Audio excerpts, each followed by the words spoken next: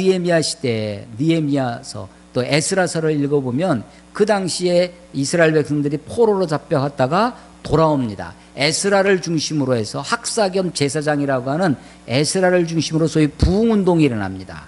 그 에스라의 부흥운동의 핵심은 말씀으로 인한 회개운동이었습니다. 근데 그 말씀이 오늘날처럼 설교 중심의 강론, 설교를 통해서 통한 그 말씀으로 회개운동이 일어난 것이 아니라 사실은 낮 3분의 1, 낮 12시간 중에 3분의 1이면 한 4시간가량을 성경을 읽습니다. 성경을 읽어요. 성경을 어떻게 읽었냐면, 여러분들은 이렇게 앉아서 듣잖아요? 다 일어서서 4시간가량을 낮 3분의 1을 성경을 읽습니다. 그리고 낮 3분의 1을 회개기도 하는 거예요. 성경을 읽을 때 일어나서 읽고 하나님의 말씀을 직접, 그 시간은 직접 듣는 시간이니까 본문, 이게 지금 제가 지금 이게 설교하는 것은 하나님의 말씀을 설명하는 거지 않습니까?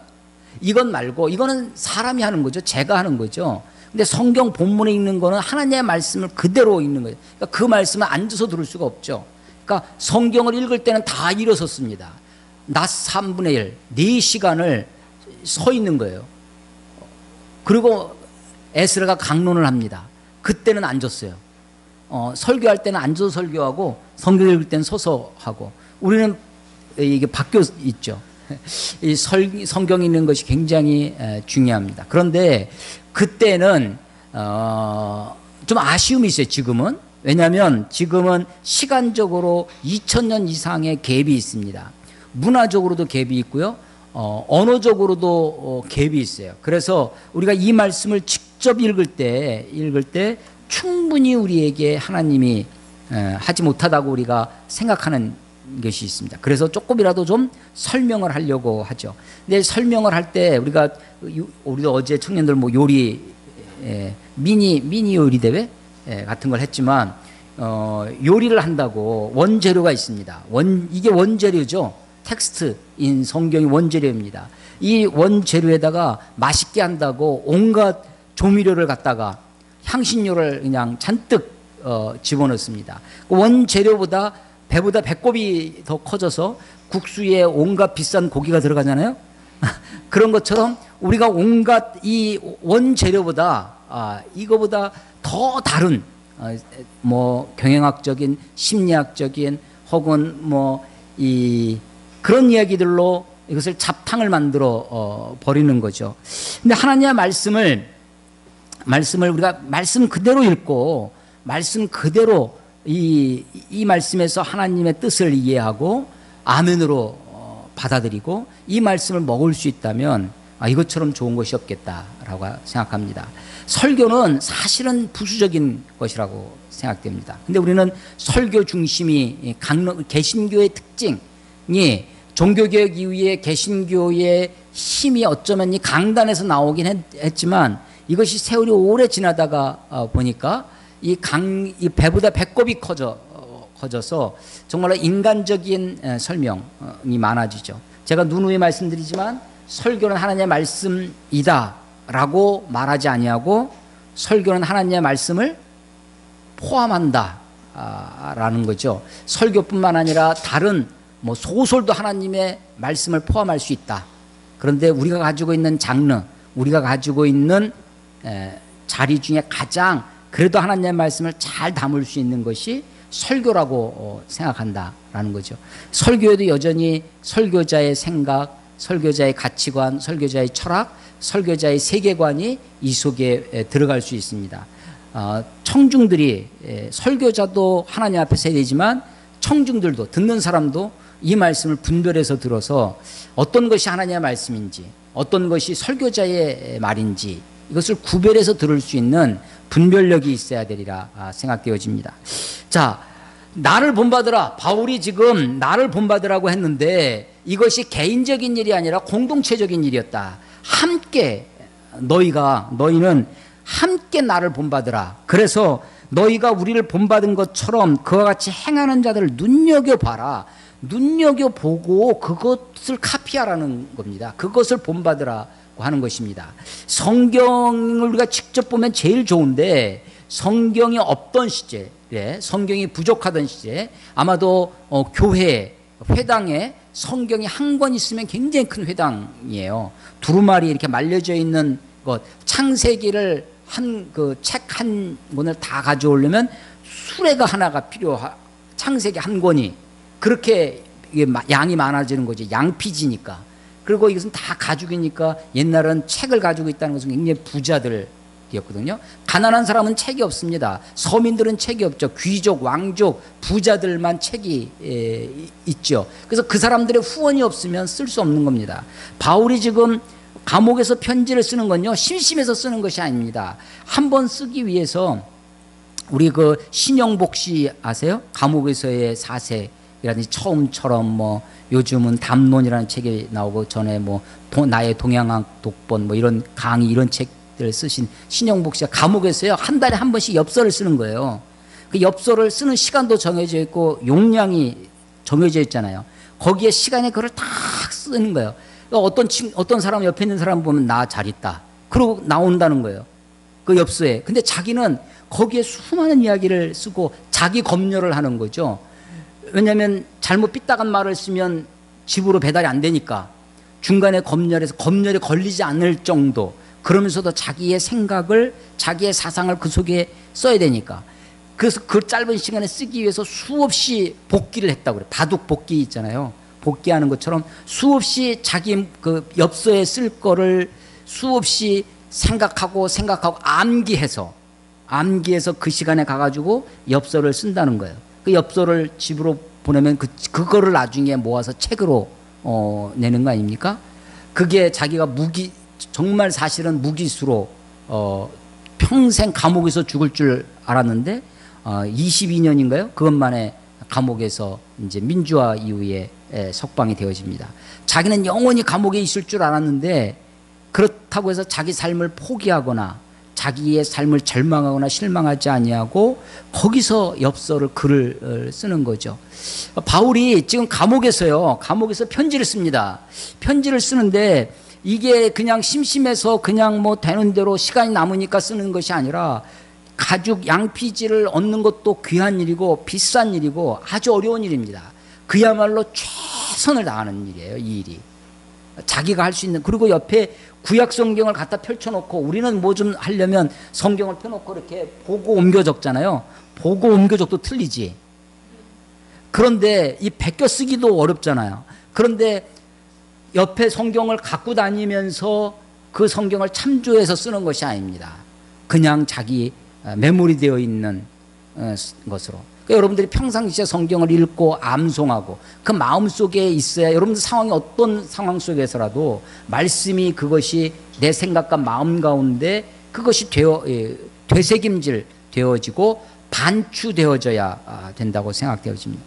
바울이 지금 편지를 쓰는 거예요. 이 편지가 나중에 신약 성경이 될 것이다 라고 꿈에도 생각 안 하고 썼을 것입니다. 다만 자기가 사랑하는 빌립보 교회에게, 자기가 사랑하는 에베소 교회에게, 자기가 사랑하는 골로새 교회에게, 자기가 사랑하는 빌레몬이라고 하는 그 사람에게 정말 정성껏 최선을 다해서 자기가 할 수 있는 최선을 다해서 편지를 쓰는 거죠.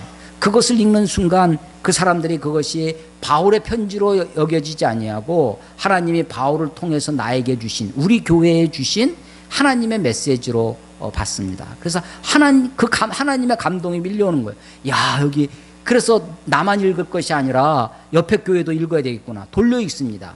회람하는 거죠. 나만 읽는 것이 아니라 우리 자식들도 읽어야 되겠다. 물려주는 것이죠.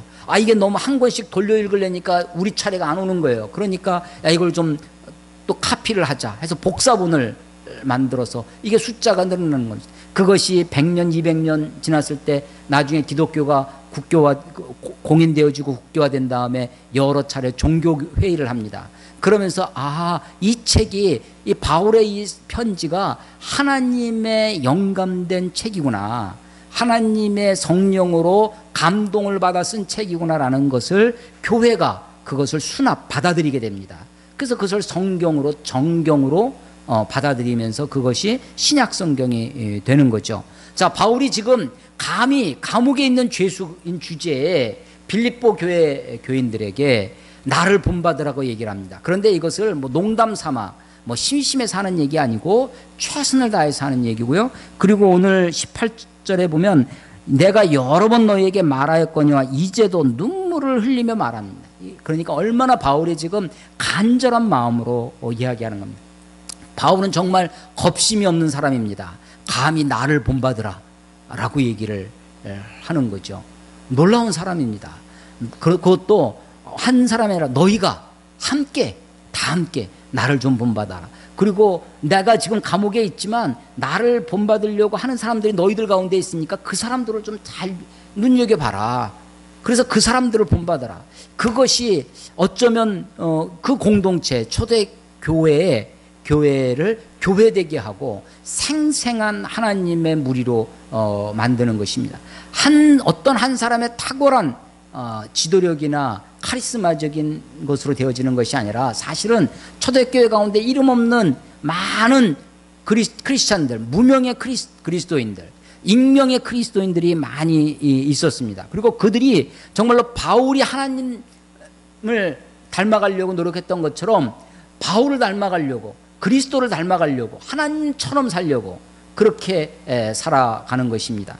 그래서 그들이 그와 같이 행하는 자들을 눈여겨봐서 야, 정말 저렇게 살아가는 거구나, 저렇게 살아가는구나 라는 그런 사람들이 교회 안에 있을 때, 공동체 가운데 있을 때, 무리들 가운데 있을 때 그 교회가, 그 공동체가, 그 무리가 생생한 하나님의 공동체가 되리라 생각되어집니다. 바울이 그럼에도 불구하고 눈물로 말할 수밖에 없었던 것은 세상이 그렇게 녹록하지 않기 때문이었습니다. 왜냐하면 18절에 보면 여러 사람들이, 많은 사람입니다. 많은 사람이 그리스도의 십자가의 원수로 행하기 때문입니다. 그들의 마침, 그들의 결국은 멸망이 될 것입니다.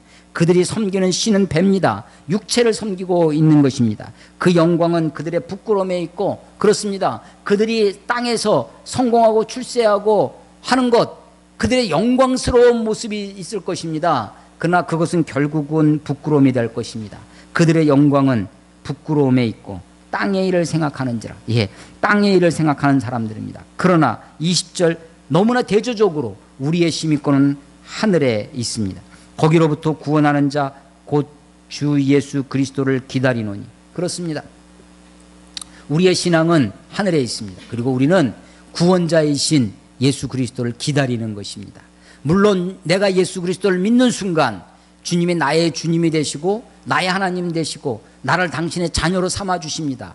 그러나 그것으로 우리의 구원이 완성되는 것이 아니라 종국에 우리가 주님 앞에 가는 날, 혹은 주님이 이 땅에 다시 오시는 그날, 하늘로부터입니다. 땅이 아닙니다. 하늘로부터 임하실 구원자, 구세주 예수 그리스도를 우리가 기다리는 것이죠.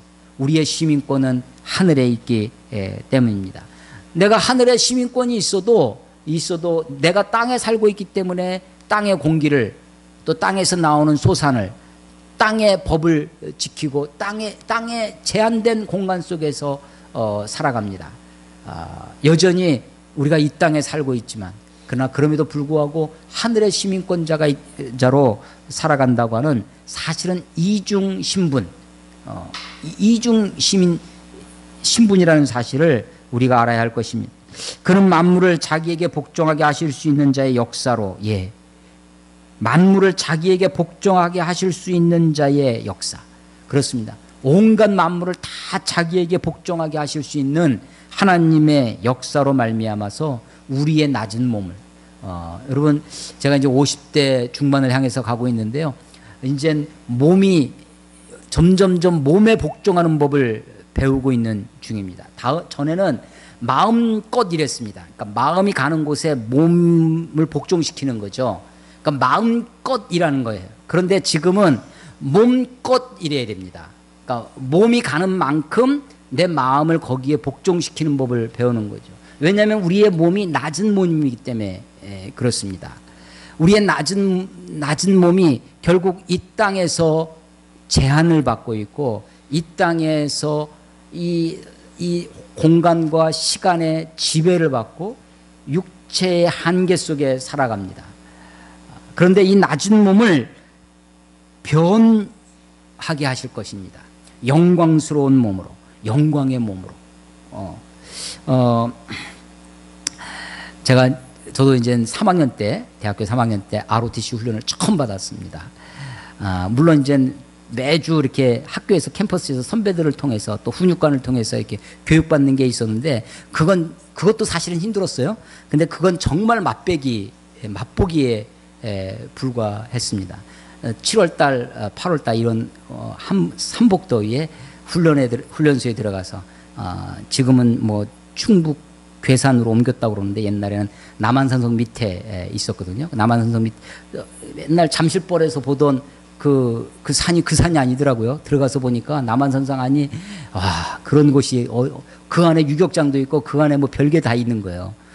그 안에 교도소도 있고 육군 교도소도 있고 그런 곳에서 한 달간 훈련받고 딱 나오니까 한 달 동안 그야말로 몸에 충실했죠. 몸이 몸 하나 지탱하고 몸을 이끌고 가는 거를 배우는 것이죠.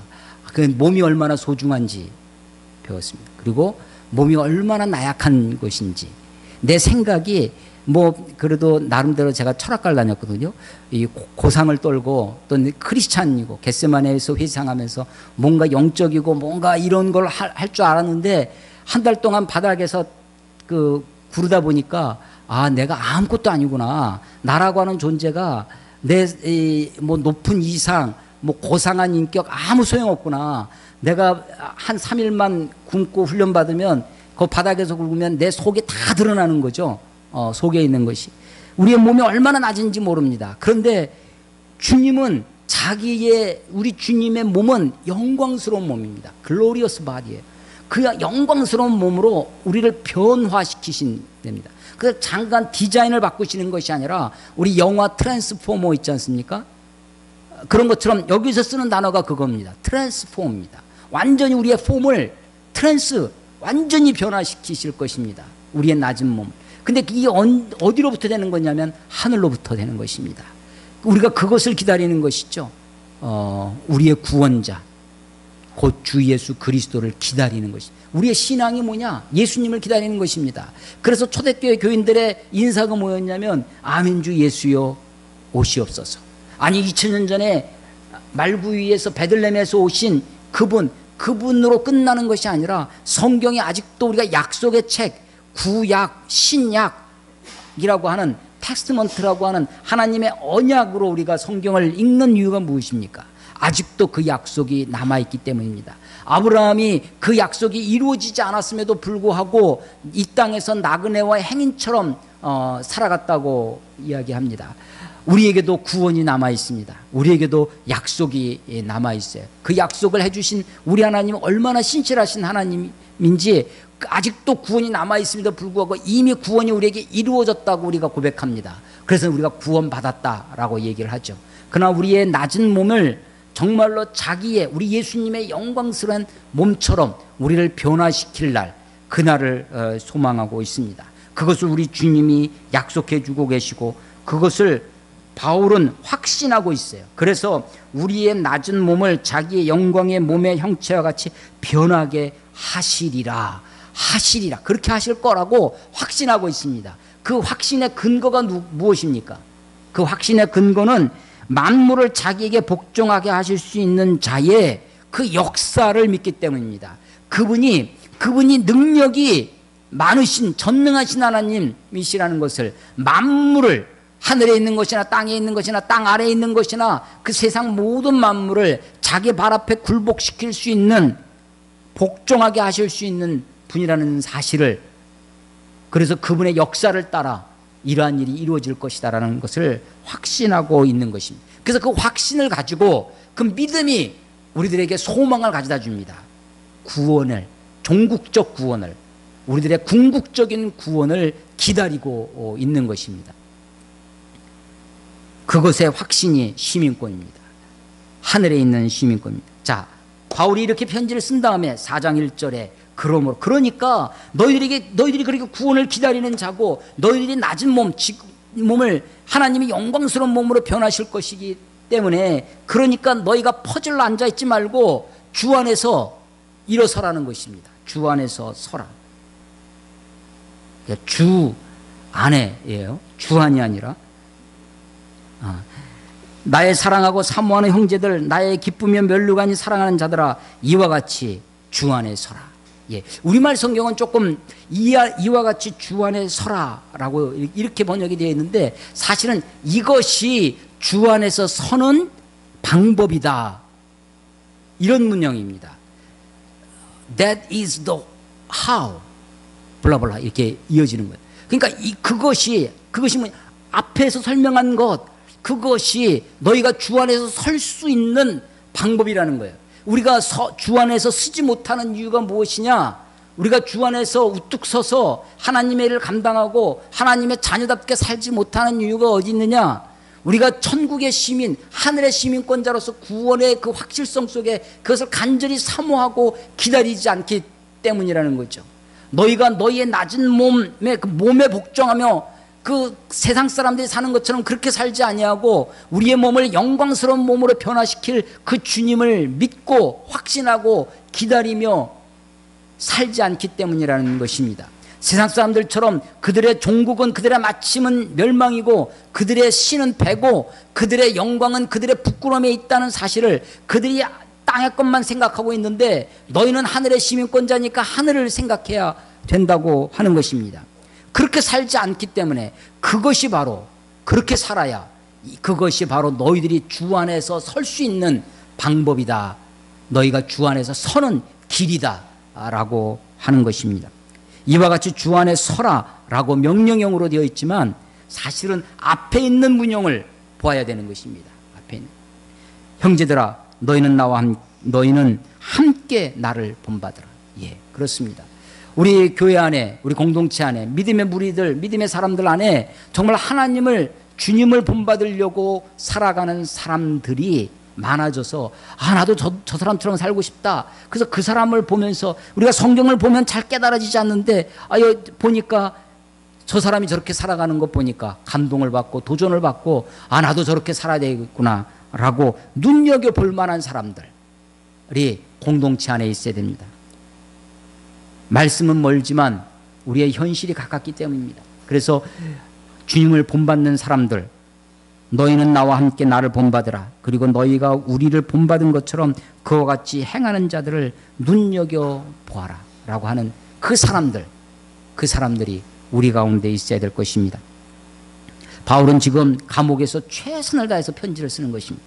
우리는 몇 장 안 되는 빌립보서의 얇은 책으로 그냥 앉은 자리에서 20분도 안 돼서 읽을 수 있는 그런 책으로 우리에게 주어져 있지만, 기쁨의 서신이라고 가볍게 읽을는지 모르지만 이 편지를 쓰고 있는 바울의 현실은 감옥 속에서 죄수로 있으면서도 나를 본받으라고 이렇게 당당히 말할 수 있는, 마치 이 결박된 것 외에는 너희들이 나와 같이 되기를 원한다라고 말씀하는 것처럼 바울이 감히 우리들에게 도전합니다.